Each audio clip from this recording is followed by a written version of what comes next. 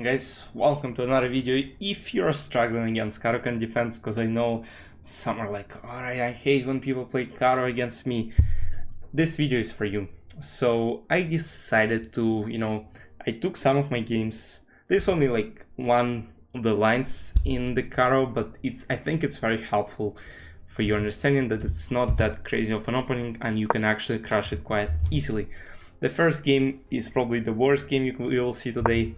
So I was playing with white pieces, and I was usually playing the main lines of Caro when I was younger, so I was usually going for d4. And actually, even this day, sometimes, I still play this line d takes f4, knight e4, and there are a couple of moves, bishop f5, there is knight f6, all common lines. So bishop f5, knight g3, bishop g6, and here it's all your choice. You can play main h4, I at some point started playing bishop c4. Also, I played knight h3 in this specific position to go for knight f4 and quick h4. So there are just a lot of lines you can play. Even this line with knight h3 seems quite reasonable, but in this video specifically, two knights attack. So d takes f4, knight e4, knight d7 is one of the moves. Another very common move is to play knight f6 and basically going for this, but we're basically transposing to it.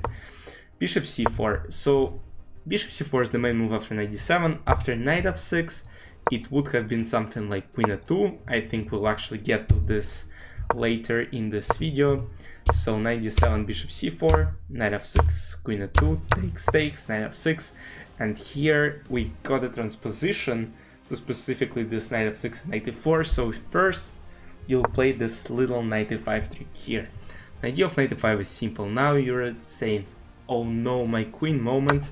The idea is that after bishop f7, you're checkmating your opponent, and this is how you can win the games, and this is how I actually won sometimes against my viewers.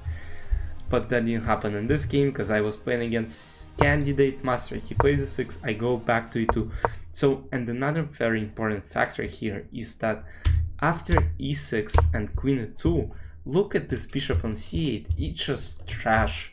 In main lines, it actually goes to f5, and then, it basically just working on this diagonal, but in this position, it's just trash. While our bishop on c4 is kind of good, we'll develop this bishop somewhere, maybe on this diagonal, or how I'll show you to play on this diagonal.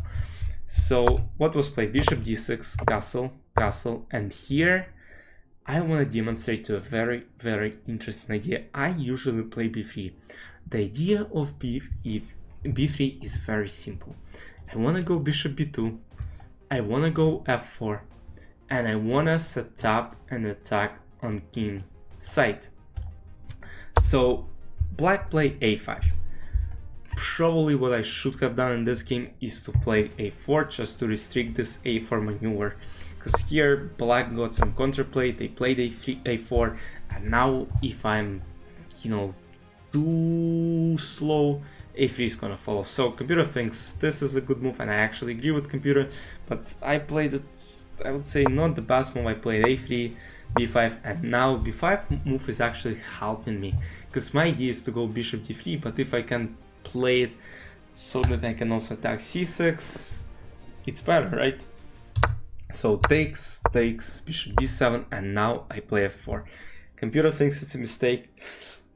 I agree with computer, but my idea here is to play, once again, rook f3, rook h3, and bishop h7, checkmate. So black play queen v6, I go kid h1, rook d8, rook f3, c5, rook h3, and guys, after c4 blunder, there is a winning move, and computer draws a right error, which is knight g4, and white are completely winning.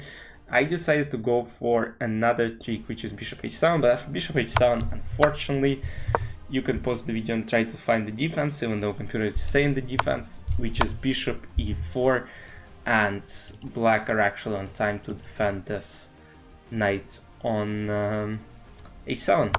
But black decided to play this, and after queen b7, king g3, they resigned with 33 seconds on the clock because they couldn't see bishop e4 idea, and now black couldn't see queen f4 idea, and they would have been completely winning.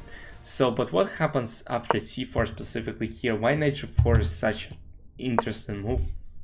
Because the idea is simple. Obviously, if knight g4 is played, then bishop h7, king h8, bishop g7, king g7, queen g4. If king goes back, bishop c2, any bishop f5, e4, d3, c2, b1 is a checkmate. And if king f6, queen g5 is a checkmate as well. So I'm not sure. Yeah, and if c takes d3, just taking the bishop, there is knight f6, if king h8, rook h7, checkmate. If she takes f6, queen g4, king h8, and bishop f6, checkmates here as well. The next game, I was actually playing against one of my viewers, Tanahio. Big shout out to him. Always comes, always plays, always loses, always wants to quit chess. c6, and once again we get the Caro, and we now get this Caro with knight f6, takes. Once again, I'm not going for knight e5, but instead I'm going for queen e2. Again, very possible, but even here Tanahio should have gone for bishop f5, because bishop f5, once again, if you play Caro-Kann yourself, you gotta move your bishop to f5, because if you play e6, c6 and leave this bishop on c8, that's just for some of you who play Caro-Kann, just don't leave your bishop on c8 if you have no other choice, right? Because if you have a choice, why not develop your bishop to f5? Because here, if knight f5 is played, alright, I should have played this first and then gone back to e2, and then it's fine because this bishop on c8. But that's fine, because Tanahio decided to basically block himself with this 6 castle, this knight d5, and once again I'm going for my very simple idea. Black were not playing great in this game, queen g5, queen d8, bishop d3, and now look how powerful these bishops are on b2 and d3. I mean, this is very powerful, and that's why I like this system with white pieces, because as we go forward, the next 2 games I actually won against like my level opponents quite easily, like 25-2600, and I think even in classical game it might cause black a lot of trouble if, you know, they're not familiar, because yeah, it's very simple to play here with white piece. You have the same plan. Now you want to go and attack on queen side. This game actually ended pretty quickly, because after king h8, f4, I'm trying to go for attack, I want to go for sacks. Tanahio played knight d5, and he forgot that there is queen h6, just checkmating black king, and white won the game. Because again, you gotta be very careful here. Diagonal here, and you gotta look for all the captures and attacks. I think g4, g5 is even threatened at this point, and it just looks very lost. But alright, knight d5, queen h6, and black resign. Next game versus player from Australia. Big shout out to players from Australia. I know some people are watching me. e4, c6, and once again 2 knights attack, knight f6, queen e2, takes, and here once again knight d5, all book moves, and b5 is played right away. But I'm not sure why b5 is considered such a good move. Actually, it's the best move according to the computer in this position, which is, to me, is absolutely insane. Because here I have faced this line for a couple of times now, and all the time I play this and I'm like, how this can be any good? Like, I play rook f3 and you can't stop my plans of going bishop h7 now. My opponent played g6, he's like, you're not going to h7. Alright, I could take on b5 and enjoy a free pawn, because then, you know, black have no real chance to equalize. I decided to go for checkmate, because look, they played g6, weakening this diagonal.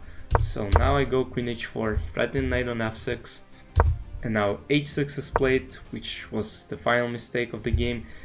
Bishop f5 is the best according to computer, but of course it's just horrible, because takes, and imagine how bad your position should be, so that the best move in this position according to computer is queen e5. Just to give up your queen, but that's fine. After queen h4, h6, I didn't take on f6 because I was like, I don't need it, even though it's still completely winning. But then imagine, I was even calculating something like this. Imagine some queen h8, which is still winning, or some knight g4, and then bishop f6, even bishop f6 works, because now h5, rook h5, oh my, and g takes h5, knight h6. Imagine checkmating your opponent like this. I think, you know, I would have retired if I could checkmate like this, because that's actually hilarious, that's beautiful. But after queen h6 there is no checkmate and black simply capitulated. And then I was playing against very strong WGM, e4 c6, two knights attack once again, knight f6 queen e2, and once again going for main line. So once again I go for d3. Computer thinks it's an accuracy, but I just don't think it is. Because, you know, as soon as I go to bishop to b2, then go castle, go for f4, I'm not sure if black can stop the plans, especially in bullet. It might be very, very good in bullet, it might not work in blitz, but, you know, you never know. a5, and now trying to go for b5.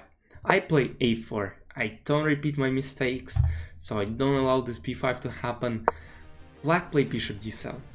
So, and once again, in Caro-Kann, that's why I don't suggest, you know, beginner to amateur players play this opening, because you basically allow too much space, even such experienced players.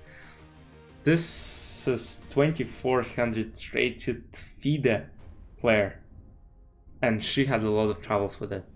So castle, and now f4. Of course, computer thinks it's an accuracy. I think it's the best move. Bishop f6. I just tell you, Stockfish doesn't understand Romka's thoughts. And after b5, bishop d3, black took on a4. And here you can pause the video and try to find the best move. Of course, it's forced. It's the Greek gift sacrifice, which is bishop h7. And black have nothing better to do but resign. King h7, rook h3, king h8, queen h5. And now queen is coming to either h7 or h8, depending on what black planned to do. And simply black resigned. They spent like 17 seconds in this game. Those 4 games were all bullet games, because I couldn't find my blitz games in this lines. So I hope you enjoyed. Try to play it, because I think it's just a great approach. You know, you go this bishop d3, bishop b3, bishop b2, bishop c4, bishop d3, and then go for short castle, f4, rook f3, and then try to sack. Because I think it works, because I've been playing this line against Caro, and, you know, I get very good results. So again, hope you enjoyed.